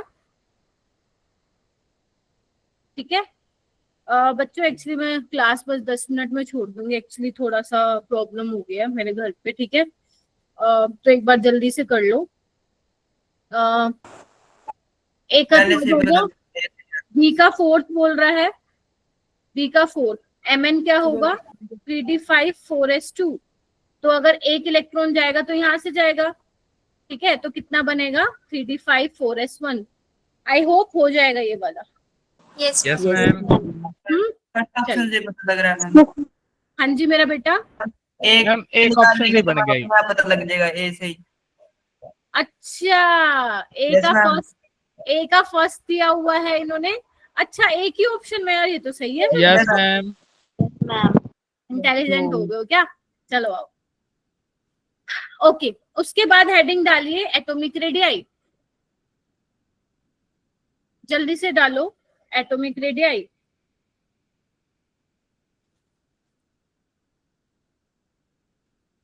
देखो तुम्हें याद है जब मैं पी ब्लॉक एलिमेंट्स में पढ़ा रही थी एटॉमिक रेडियाई में क्या होता है, पता है? बताओ, कौन बताएगा एटॉमिक रेडियाई? हाँ जी बोलिए। इंक्रीज होता है, डिक्रीज होता है। और बताइए। इंक्रीज होता है। एटॉमिक रेडियाई साइज घटता है जनरली, है ना? हम क्या बोलते हैं generally? Left to right size क्या होता है? डिक्रीज होता है। ठीक है, क्यों डिक्रीज होता है? क्योंकि जेड इफेक्टिव वो बढ़ता है ना? क्योंकि Yes, जैसे ma'am. आप लेफ्ट टू राइट जा रहे हो न्यूक्लियर चार्ज बढ़ रहा है ना, न्यूक्लियस पे पॉजिटिव चार्ज बढ़ रहा है। अगर न्यूक्लियस पे पॉजिटिव चार्ज ज्यादा बढ़ेगा तो मतलब जो वैलेंशियल इलेक्ट्रॉन है उसको खींचने की जो ताकत होगी वो ज्यादा होगी। और अगर खींचने की ताकत ज्यादा होगी, पहले ऐसे है, अगर वो खींच रहा है तो उसकी तरफ जाएगा, मतलब साइज क्या होगा? बेसिकली श्रिंक होगा। साइज क्या होगा? श्रिंक होगा। Getting my point? तो अगर मैं तुम्हें बोलूं बेटा डी ब्लॉक एलिमेंट्स में क्या मैम ऐसे ही होता है क्या? स्कैंडियम से लेकर जिंक तक क्या साइज हमारा घटता है क्या? Answer is no. सभी एलिमेंट्स में ऐसा देखने को नहीं मिला, because there are exceptions as well. तो स्कैंडियम से लेकर बेटा अगर मैं तुम्हारे बात करूं मैग्नीज तक, स्कैंडियम से लेकर मैग्नीज मतलब 21 से मैं 25 की बात करूं तो साइज क्या होता है? डिक्रीज होता है। साइज डिक्रीज होता है। और रीजन क्या है साइज कम होने का? वही इफेक्टिव न्यूक्लियर चार्ज बढ़ता है। Is that clear? लेकिन मेरा बेटा अगर मैं आयरन की बात करूं, कोबाल्ट की बात करूं और निकल की बात करूं तो उनका जो साइज है लगभग सेम देखने को मिलता है। तुम इस ग्राफ में भी देख सकते हो, ये ग्रीन कलर का ग्राफ दिख रहा होगा ना, ग्रीन कलर की लाइन दिख रही होगी। तो स्कैन 3D वाली सीरीज के लिए देखो, इधर आओ। स्कैंडियम से लेकर यहाँ पे देखो आयरन तक घट रहा, लेकिन आयरन, कोबाल्ट और निकल का ऑलमोस्ट देखो ना, ये दिनों सेम दिख रहे हैं, लगभग सेम है।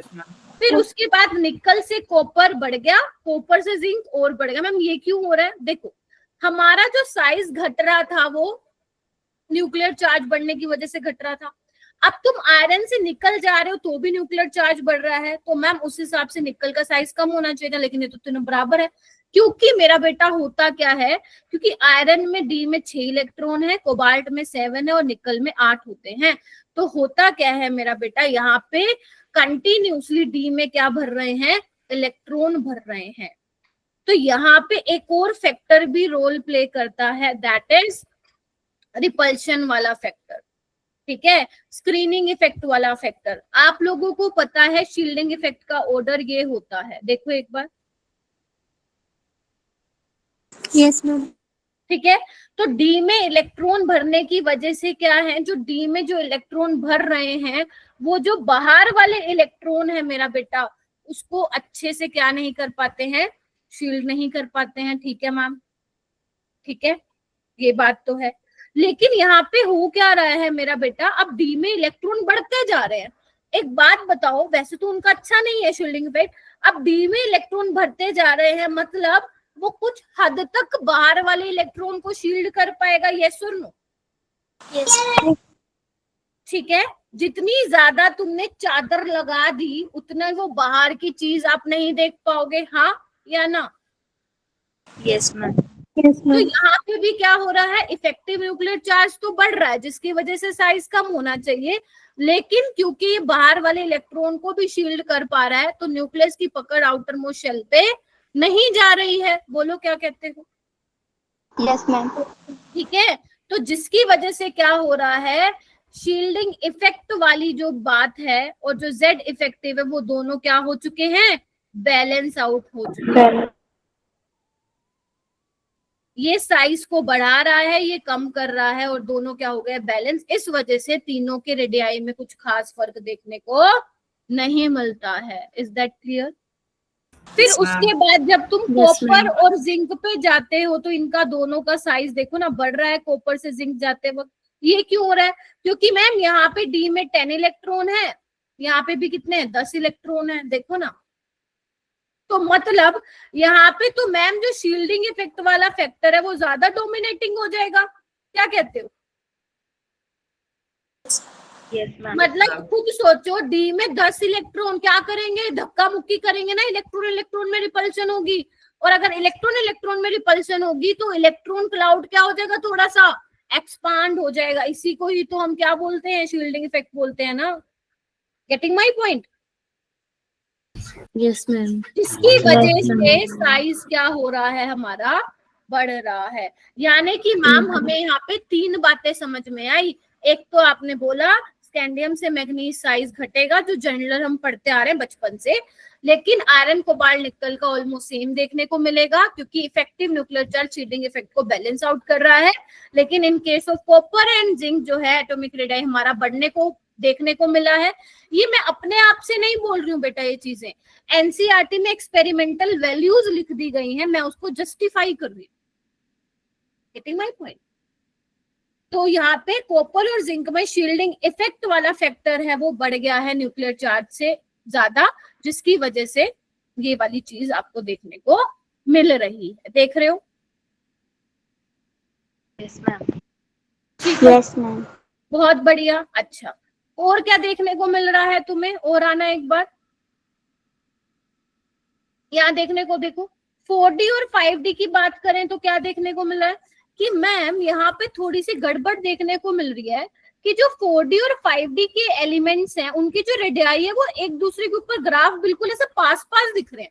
ये लाइनें जो हैं वो पास पास दिख रही हैं। क्या आपको दिख रही है ये चीजें? लाइनें Yes, ma'am. पास पास दिख रही हैं। तो यहाँ पे इसका मतलब क्या हुआ कि कुछ तो गड़बड़बाजी है मैम। जो 4D और 5D सीरीज की जो एटॉमिक रेडियाई है वो लगभग लगभग बराबर देखने को मिल रही है। यस और नो? अब इसका रीजन क्या है मैं समझाती हूँ। पहले मुझे ये बताओ कि यहाँ तक समझ में आया जितना मैं पढ़ाना चाह रही थी? Yes yes ma'am. ठीक है, देखो अगर मैं पूछूं तुमसे 3D 4D और 5D सीरीज का तो तुम बोलोगे 3D वाले मेंबर का साइज उनका सबसे कम है 4D और 5D से। अगर मैं पूछूं बेटा 4D और 5D का क्या हाल चाल है तो तुम कहोगे मैम 4D और 5D सीरीज की एटॉमिक रेडियाई जो है सिमिलर है। ऐसा क्यों? तुम याद करो मेरा बेटा, जब मैं तुम्हें इलेक्ट्रॉनिक कॉन्फ़िगरेशन बताती थी तो तुम मुझे बताओ, जब मैं 5D वाले की बात करूंगी तो क्या वहां पे 4f में भी इलेक्ट्रॉन की फिलिंग होगी कि नहीं होगी?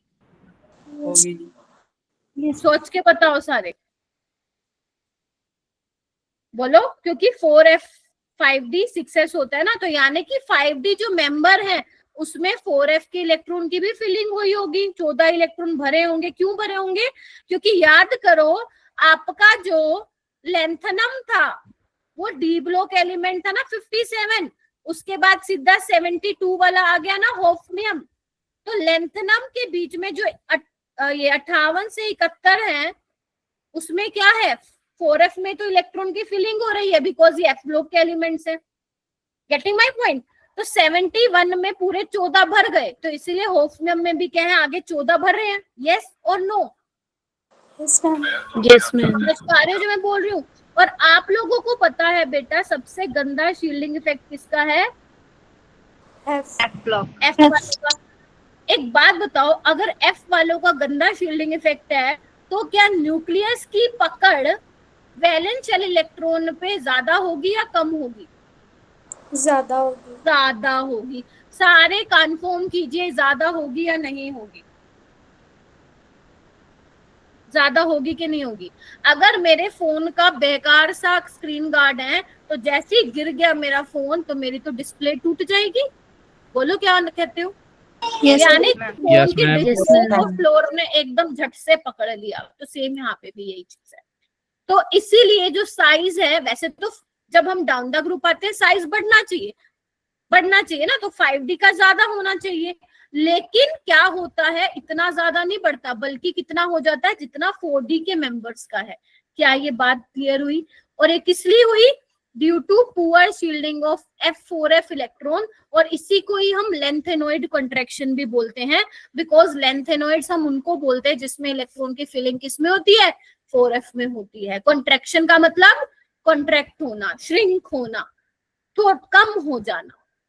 क्या यहाँ तक मेरे बच्चों को कोई प्रॉब्लम है? No ma'am. पक्का?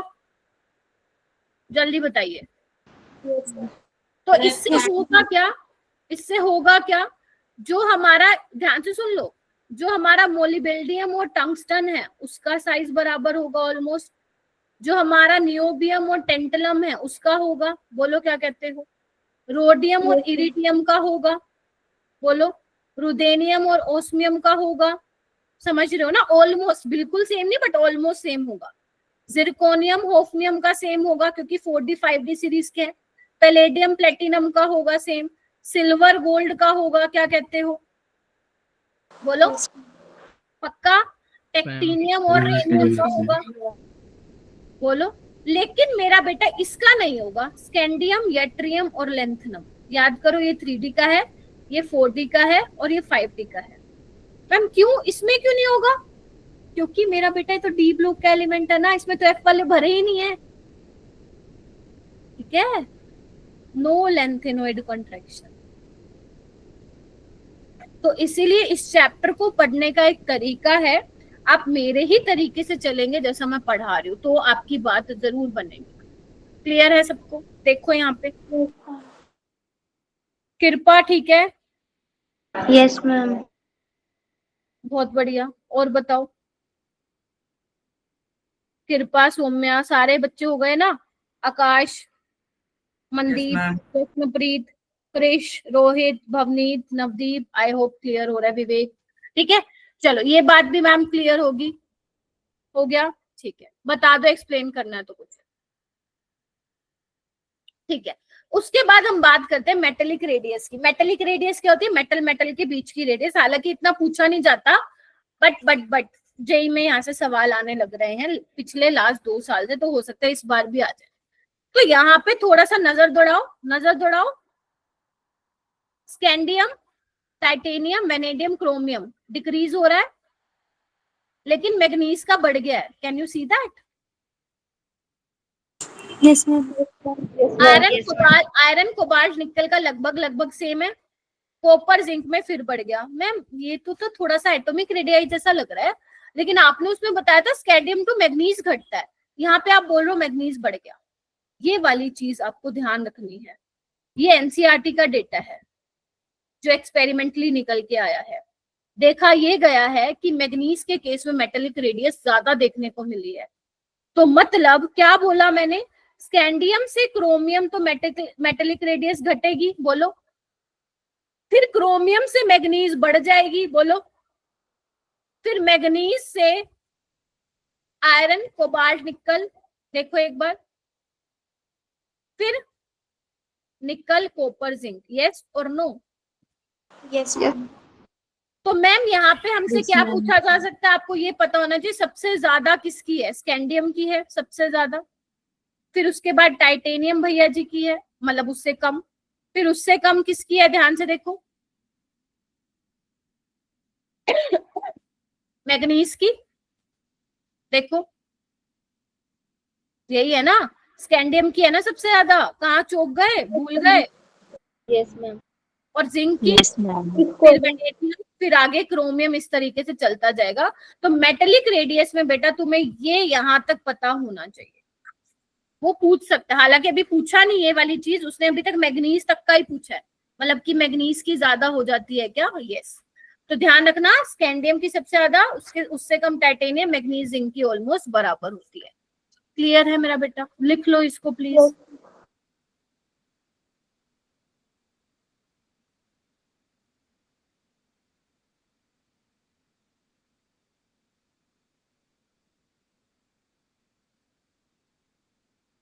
ठीक है, यहाँ पे मैं आपको एक कॉन्सेप्ट समझाती हूँ अभी आगे, मेल्टिंग पॉइंट, बॉइलिंग पॉइंट से। तुमने मेटेलिक बॉन्डिंग सुना है क्या? Yes ma'am. क्या होता है? मैम जो मेटल्स की बॉन्डिंग होती है। हाँ बस फिर क्या सुना, नहीं सुना तुमने। कोई और बताओ। ये तो मैं भी बता दूं, मेटल की बॉन्डिंग होती है। मेटेलिक बॉन्डिंग का मतलब तुम्हें नाम से पता चल रहा है कि मेटल मेटल के बीच में बॉन्डिंग है ना, यही सिंपल सही समझ में आ रहा है। तो अब होता क्या है, मान लो मैं एक सिंपल सा एग्जांपल लेती हूँ सोडियम का। क्या तुम लोगों को सोडियम की इलेक्ट्रॉनिक कॉन्फ़िगरेशन पता है? Yes 1s2 2s2 2p6 3s1। एक बात बताओ, अगर मैं एक इलेक्ट्रॉन निकाल दूं तो ये Na+ बन जाएगा? Yes, ma'am. ठीक है, तो मैं क्या करती हूँ, मैं इसमें बहुत सारे क्या ले लेती हूँ, यहाँ पे पॉजिटिव बना रही हूँ। मतलब पॉजिटिव का मतलब क्या है, Na ने एक इलेक्ट्रॉन लूज करके पॉजिटिव चार्ज आ गया उसके पास। Getting my point? ऐसे बहुत सारे सोडियम है, ठीक है, सोडियम का मेटालिक लैटिस बना दिया मैंने, ठीक है। अब इसके पास एक एक इलेक्ट्रॉन भी होंगे, है ना, है ना? यस जो कि क्या कर रहे हैं, घूम रहे होंगे, कहीं जाएगा थोड़ी ना, वो घूम रहा होगा बीचों बीच, है ना, घूम रहा होगा। इससे होगा क्या मेरा बेटा, क्या तुम्हें समझ में आ रहा है क्या कि जो ये न्यूक्लियाई है, बहुत सारे न्यूक्लियस है और इलेक्ट्रॉन है, तो इनके बीच में क्या मैं बोल सकती हूँ बहुत ज्यादा स्ट्रॉन्ग फोर्स ऑफ अट्रैक्शन होगा? यस और नो? अब ये इलेक्ट्रॉन क्या घूम रहे हैं, एक दूसरे को अट्रैक्ट करेंगे, बोलो अट्रैक्ट करेंगे, ये इसको करेगा, सबके बीच में इंटरेक्शन होगी। तो इससे होगा क्या मेरा बेटा, जितना ज्यादा फोर्स ऑफ अट्रैक्शन होगा मेटल किसके बीच में, मेटल का जो न्यूक्लियाई है उसके बीच में, और जो ये डीलोकलाइज जो घूम रहे हैं इलेक्ट्रॉन, जितना ज्यादा स्ट्रॉन्ग फोर्स ऑफ अट्रैक्शन होगा तो तुम बोल सकते हो उतना मेटल मेटल के बीच में बॉन्डिंग स्ट्रॉन्ग होगी। Can I say this? Can I लिखो, metal is held by strong force of attraction किसके बीच में, between the positive nuclei and घूमता हुआ इलेक्ट्रॉन। घूमते हुए इलेक्ट्रॉन का क्या मतलब है, डीलोकलाइज। डीलोकलाइज मतलब होता है घूमता हुआ, डीलोकलाइज इलेक्ट्रॉन क्या कहते हो, और इसको हम बोलते हैं इलेक्ट्रॉन सी मॉडल। ये आपको शायद 9th-10th में पढ़ाया जाता है, आई एम नोट, जहां तक मुझे याद है, ठीक है। अब एक बात बताओ, सोच के बताना, जितने ज्यादा इलेक्ट्रॉन होंगे, मान लो चलो ये भी छोड़ो, मैग्नीशियम का एग्जांपल लेती हूँ। मैग्नीशियम में क्या होता है, 1s2 2s2 2p6 3s2। अगर मान लो उसने वो 2 के 2 इलेक्ट्रॉन छोड़ दे तो +2 का चार्ज आएगा। पहले सोडियम पे +1 का चार्ज था, मैग्नीशियम पे +2 का चार्ज होगा। कहाँ पे इलेक्ट्रॉन और न्यूक्लियाई के बीच में ज्यादा फोर्स ऑफ अट्रैक्शन होगा, Na+ में या मैग्नीशियम +2 में? मैग्नीशियम +2 में, उसमें चार्ज बढ़ गया ना। तो एक बात बताओ, जितने ज्यादा इलेक्ट्रॉन होंगे उतनी ज्यादा पकड़ नहीं होगी, उतना स्ट्रॉन्ग मेटल मेटल बॉन्डिंग नहीं होगा। यस और नो? यस ट्रांजिशन मेटल्स में तो बेटा बहुत ज्यादा इलेक्ट्रॉन होते हैं, बहुत ज्यादा अनपेयर्ड इलेक्ट्रॉन होते हैं। अनपेयर्ड इलेक्ट्रॉन का मतलब सिंगल इलेक्ट्रॉन, बहुत सारे अनपेयर्ड इलेक्ट्रॉन होते हैं। तो जितने ज्यादा इलेक्ट्रॉन उतना फोर्स ऑफ अट्रैक्शन, उतना आपका मेटल बहुत ज्यादा हार्ड होगा। तुमने देखा होगा सोडियम को तो आप बहुत सॉफ्टली नाइफ से काट सकते हो अगर तुमने लैब में देखा है तो, पर जो ट्रांजिशन मेटल्स होते हैं बहुत ज्यादा हार्ड होते हैं बेटा, उनका मेल्टिंग बॉइलिंग पॉइंट हद ज्यादा होता है। वो इसी वजह से होता है क्योंकि उनमें इतना स्ट्रॉन्ग फोर्स ऑफ अट्रैक्शन होता है न्यूक्लियाई और इलेक्ट्रॉन के बीच में, कि जिसकी वजह से उनका जो मेटालिक बॉन्डिंग होती है वो बहुत ज्यादा स्ट्रॉन्ग होती है। यस और नो? ठीक है। जैसे अगर तुम देखो, इधर आओ, अगर मैं तुम्हें बोलूं लेट से कोई भी ले लो, टाइटेनियम ले लो। टाइटेनियम में क्या होता है, 3d2 4s2।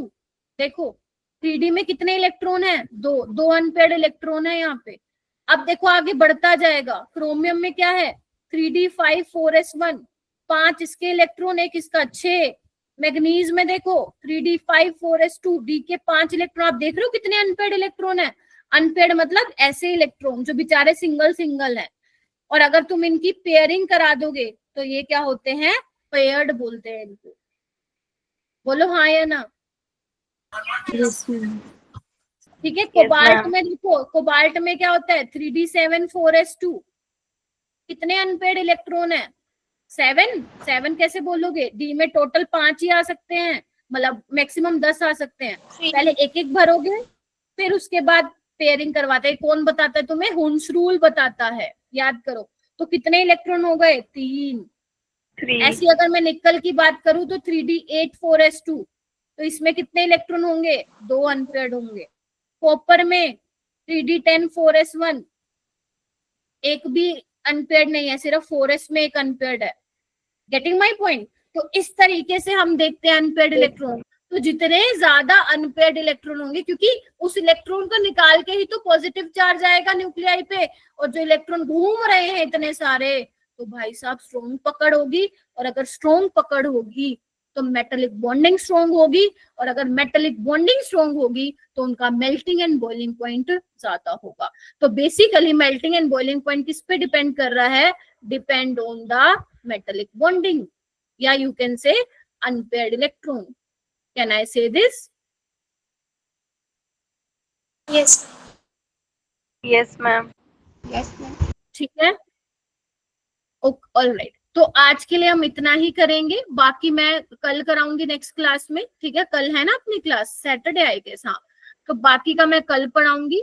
हालांकि मैं आप लोगों को असाइनमेंट दूंगी, आप लोगों से जो क्वेश्चन समझ में आए कर लेना, क्योंकि उसमें कुछ क्वेश्चंस ऐसे भी होंगे जो एंथैल्पी ऑफ एटोमाइजेशन से रिलेटेड होंगे, जो मैंने तुम लोगों को भी नहीं पढ़ाया है। तो वैसे भी 9 क्वेश्चन है। ठीक है, आप लोगों को शायद 5 से 7 मिनट ही लगेंगे, या मैक्सिमम 10 मिनट लगेंगे सॉल्व करने में। जो हो जाए कर लेना, बाकी आप छोड़ दीजिए। ठीक है मेरा बेटा। तो इस चैप्टर को, क्योंकि आपको दिख गया है ना, इस चैप्टर में याद करने की चीजें हैं, दिख गया है ना सब।